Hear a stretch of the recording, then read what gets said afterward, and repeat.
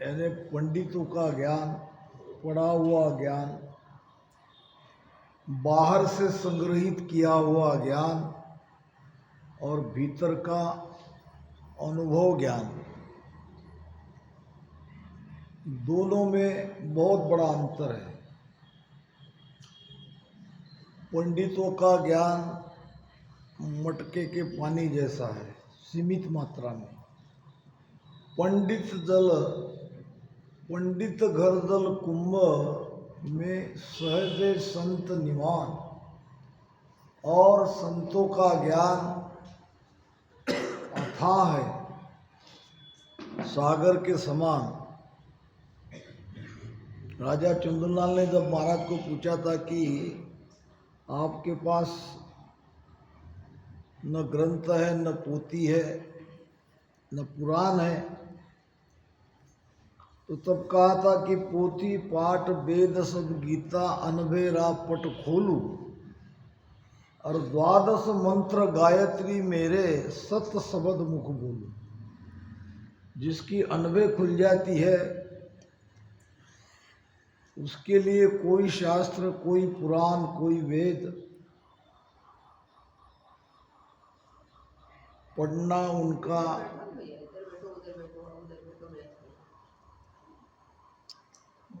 कहाँ तक ये उनकी पहुंच बता देना आसान हो जाता है। इसलिए महाराज फरमा रहे हैं कि जन सुकिया को जीत सी पंडित साध सु आन। ये पंडित या ये ज्ञानी ऐसे अनुभवी संतों को नहीं जीत सकते। पंडित घर धन साह को साध द्रव्य की खान, जन सुखिया किम जीत सी पंडित साध सुआन। पढ़े हुए ज्ञान में बाहर से संग्रहित ज्ञान का और भीतर में अनुभव ज्ञान का, दोनों का भेद बता रहे हैं। पंडित घर धन साह को, साह नाम शाहूकार, सेठ, धनवान आदमी के पास कितना भी धन क्यों न हो, आखिर में वो गिना जाता है, गिनती में आता है। बाहर से लिया हुआ पढ़ा हुआ वाचिक ज्ञान, इसकी एक लिमिट है, गिनती में आने का मतलब एक लिमिट है। और साध द्रव्य की खान, संतों का ज्ञान खजाने के जैसा है, अथाह, अखूट।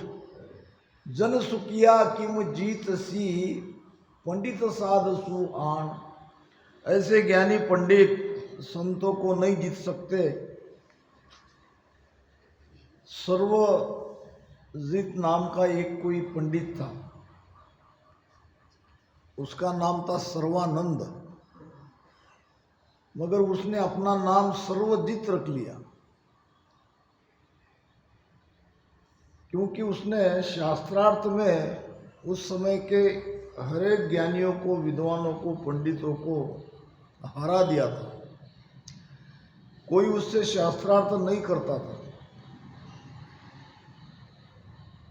सर्वानंद की माँ उसे सर्वजित नहीं कहती थी, वो तो उसे सर्वानंद ही कहती थी। सर्वजित अपनी माँ को कहता है, माता जी सारा जगत मुझे सर्वजित कहते हैं, मेरा लोहा मानते हैं, मुझे विद्वान पंडित कहते हैं, क्योंकि मैंने सबको हराया है शास्त्रार्थ में। तुम मुझे सर्वानंद कहती हो, ये जरा मुझे अब ठीक नहीं लगता है। तुम भी क्यों ना मुझे सर्वजित कहो। माता को लगा बेटे को अहंकार आ गया है। माता ने कहा, बेटा मैं भी तुम्हें सर्वजित कहूंगी अगर मेरी एक शर्त मान लो तो। बोलो माता, किसको हराना है, किसके साथ शास्त्रार्थ करनी है बताओ, मैं अभी जाके तुम्हारी शर्त पूरी करता हूँ। माता ने कहा 40 कोस दूर काशी में मेरे गुरुदेव है, कबीर साहब पढ़े लिखे तो नहीं है, फिर भी अगर एक बार उनको आप हरा दो तो मैं तुम्हें सर्वजित कहूँगी। इतनी सी बात, अभी गया। अब बैलों के ऊपर शास्त्रार्थ की किताबें लेके कबीर साहब के घर काशी गया। कबीर साहब तो नहीं थे, उनकी बेटी थी। बेटी को पूछा कबीर साहब का घर कहाँ है? बेटी ने कहा कबीर का घर दूर है, जहां सिलहली गेल, पावन टीके पीपल का, और तुम लादो है बैल। कबीर साहब का घर तो बहुत दूर है और फिसलन का रास्ता है, चिकनाहट का रास्ता है, वहाँ तक जाने में पाँव आपके फिसल जाएंगे। वहाँ चींटी के पैर ठहरते नहीं। अब तुम तो ये बैल पे इतनी सारी ज्ञान की किताबें, पोथी पुराण को लेके तुम आए हो, तो कैसे तुम वहाँ तक पहुँचोगे? इतने में कबीर साहब आ गए, बेटी को डांटा, तुम किसी के मुँह लग जाती हो। अंदर बुलाया, सर्वानंद को कहा कैसे आना हुआ, अपना परिचय दिया। कबीर साहब ने कहा मैं तो जानता हूँ, मैं क्या संपूर्ण भारत देश में आपकी महिमा होती है, आप विद्वान हो, पंडित हो, ज्ञानी हो, और कई ज्ञानियों को आपने हरा है, ये भी मैं जानता हूँ। यहाँ कैसे आए? तो उसने कहा मुझे मेरी माँ ने भेजा है। सर्वानंद की माँ कबीर साहब की शिष्या थी। कबीर साहब ने पहचान लिया, बहुत अच्छा किया, आए हो, बोलो क्या चाहते हो? तो मुझे आपसे शास्त्रार्थ करना है, क्योंकि मेरी माँ ने कहा है कि जब तक मैं आपसे शास्त्रार्थ में नहीं हरा दूँ तब तक वो मुझे सर्वजित नहीं कहेंगी। कबीर साहब ने कहा इसमें क्या बात है, मैं जानता हूँ आप बहुत ज्ञानी हो, विद्वान हो, शास्त्रार्थ करने की आवश्यकता ही नहीं है, मैं ऐसे ही हार जाता हूँ क्योंकि मैं जानता हूँ। मगर मेरी माता जी विश्वास नहीं करेगी, कुछ सबूत ले जाना पड़ेगा। ठीक है, जो चाहो लिख लो, मैं अंगूठा लगा देता हूँ। कागज लिया, कलम से लिखा कि कबीर हारा, सर्वानंद जीता। उसने लिखा, जेब में डाल के वापस आया। माँ ने कहा शास्त्रार्थ हो गया, कबीर साहब को जीत लिया। वो तो बड़े सीधे साधे संत थे, उन्होंने तो शास्त्रार्थ किया ही नहीं, उन्होंने ऐसे ही मेरा लोहा माना। अच्छा, कागज निकाल के बताया, कागज का जो लिखा हुआ था वो बदल गया, कबीर जीता सर्वानंद हारा। माता को बता रहा है। माता ने कहा बेटा तू ही पढ़ के आए इसमें। उसने पढ़ा, कबीर जीता सर्वानंद हारा। ओहो, माता जी कोई गलती हो गई लिखने में, मैं दोबारा जाके गलती सुधार के आता हूँ। दोबारा आया, कबीर साहब कैसे आना, लिखने में गलती हो गई। अच्छा अच्छा अच्छा, दोबारा लिखो। दोबारा लिखा, 2 बार 3 बार देखा, परखा, कबीर साहब का अंगूठा लगवाया। पढ़े लिखे तो थे नहीं, जेब में डाल के आया और माता के सामने कागज रखा। बात वही, फिर भी लिखना जो लिखा हुआ था वो पूरा का पूरा बदल गया। कबीर जीता सर्वानंद हारा। अब उसका माथा टनका, ये कैसे हुआ? बेटे की तरफ देख के माता मुस्कुरा रही थी। माता जी, मैंने तो 2 बार लिखा, सही लिखा, ये बदल कैसे गया? बेटा तू जान नहीं सकता, तू समझ नहीं पा रहा है कबीर साहब को। अगर सचमुच तुमने कुछ पाना है तो ये शास्त्रार्थ करने से कुछ नहीं होगा। जाओ कबीर साहब के शरण में और उनसे भेद लो। अब तक तो समझ गया था कि संत कोई अलग है, ज्ञानी पंडित बनना ये अलग बात है। ज्ञानी पंडित बन के संतों को हराया नहीं जा सकता। संत संत ही है। उनके चरणों में झुक गया। कबीर साहब ने उसको अपना शिष्य बना लिया और बहुत नामी शिष्य बना। तो महाराज कह रहे हैं, ऐसे पंडितों से उनकी ज्ञान की और संतों के अनुभव ज्ञान की दोनों में तुलना नहीं हो सकती।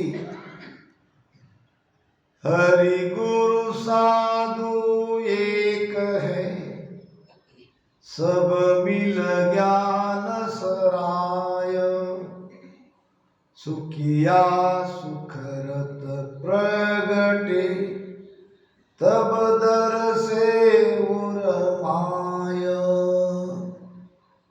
ऐसे देखा जाए तो परमात्मा, संत और साधु ये एक ही लाइन में है। भक्त भक्ति करके परमात्मा को पाना चाहता है, उसके लिए गुरु की आवश्यकता रहती है। गुरु वो है जो परमात्मा को मिल चुके हैं। सबके सब परमात्मा की महिमा ही करते हैं, मगर प्रकट तब होते हैं जब सुकृत कोई पूर्व पुण्य हमारी सामने आती है, तब ये ज्ञान प्रकटता है, ज्ञान समझता है और वो सत्ता प्रकटती है। सुखिया सुकृत प्रगटे, तब दर से उर्माए। ये ब्रह्म ज्ञान, इसके लिए कोई न कोई सुकृत चाहिए। भजन तो सभी करते हैं। कर्म बहुत करनिया घणी, रोग रयो घट छाय, यो सुखिया नहीं उपजे, राम रटन नर चाय। कर्म बहुत, पहले वाले कर्म, ये क्रम आड़े आते हैं और अभी भी करनियां होने लगती है। एक कर्म और करनिया के कारण, इन रोगों के कारण, ये रोग जब तक मनुष्य में है तब तक राम भजन करने की चाहना ही पैदा नहीं होती है। तो जब तक ये करनिया है या हमारे आगे के कर्म है, इनके कारण भक्ति करने की, भजन करने की चाहना पैदा नहीं होती है। इसीलिए तो बहुत बिरले हैं। लाखों लोग ज्ञान सुनेंगे, कोई 10-20 हजार के हृदय में ये ज्ञान बैठेगा, समझेगा। सभी नहीं समझ सकते। गीता भी कहती है प्रमाण। 10-20 हजार लोगों में कोई ध्यान में उतरेगा तो इनमें कुछ हजार लोग ही ध्यान कर सकते हैं। ध्यान करने के लिए भी कोई न कोई पूर्व की पुण्य चाहिए, सुकृत चाहिए, नहीं होता है ध्यान। और ऐसे हजारों में से कोई बिरले उस देश तक पहुंचते हैं क्यों कि बिरले की ही बात महाराज ने कही है। अब ये देखो इतने बड़े शहर में बिरले ही तो सत्संग के लिए आए। जूर देम पिंड तेजरी भोजन बासन सुहाय यूं करमा बस सुख राम के राम न आवे दाय। जूर जेम पिंड तेजरी, बुखार आता है शरीर में तो अन्न पर से रुचि हट जाती है, भोजन सुहाता नहीं है, खाने की इच्छा नहीं होती है। ये बुखार और तेजरा से ऐसे ही मनुष्य के अंदर कर्म के कारण भक्ति करने की, भजन करने की चाहना रहती नहीं है। कर्मी जीव भजन नहीं कर सकता, ज्ञान धारण नहीं कर सकता। महाराज ने जीव के कई प्रकार बताए। कोई कपूर के जैसा है, सत्संग मिलते ही ज्ञान धारण कर लेता है। कोई कोई जीव धातु के जैसे है, सुहागे के बिना नहीं पिघलते, बार बार उनको सत्संग में लाना पड़ता है, आना पड़ता है, तब कहीं उनके अंदर ये भाव जगता है। और कोई कोई जीव पत्थर के समान है, रात दिन कितना भी उन्हें ज्ञान दो अंदर उतरता नहीं है। ये सब कर्म के कारण। यूं कर्मा बस सुखराम के राम न आवे दाय। कई तरह के पूर्व के कर्म से और अभी की हुई करनियों से राम भजन करने की चाहना मन में नहीं जगती। धन दीनो हासिल नहीं, करे मजूरी जाय। सुध बुध बिन सुख राम के, राम न आवे दाय। राम जी का भजन अच्छा नहीं लगता। क्यों नहीं लगता? धन नाम घर में पैसा नहीं, दीनो नाम गाय नहीं, कोई आमदनी का साधन नहीं, तो उसको तो मजूरी के लिए, मजदूरी के लिए जाना ही पड़ेगा। इसी प्रकार पूर्व की कोई पुण्य ही नहीं है, कभी सत्संग में गए नहीं, कभी राम भजन किया नहीं, कोई सुकृत नहीं है। तो ऐसे लोगों को जब तक ये ज्ञान बुद्धि में नहीं बैठेगा, इस ज्ञान को जब तक वो समझेगा नहीं, तब तक भजन करने की इच्छा नहीं होती। इसलिए सत्संग बहुत ही महत्वपूर्ण है। सत्संग में ही समझ आती है। और ऐसे जीव बार बार सत्संग में आने पर उनके बुद्धि में ये बात बैठ सकती है। नर पीनस तन रोग है, वासन आवे ताय। जन सुखिया कर कपूर ले, दूरी देत बगाय। एक पीनस नाम का रोग है जो नाक में होता है। तो गंध जो नाक लेती है, और रोग के कारण उसे कोई गंध आती नहीं, उसके सामने कुछ भी रख दो। पीनस नाम का रोग होने से नाक की गंध चली जाती है। कोरोना में नाक में की खुशबू चली गई, सब लोग। हाँ, कई कई ऐसे केसेस आए कोरोना में, बड़े हमने बराबर है बताते थे कि भाई वही देख सूंघ के देखो, अगर नहीं कुछ हो रहा है तो हो सकता है कोरोना हो जाए।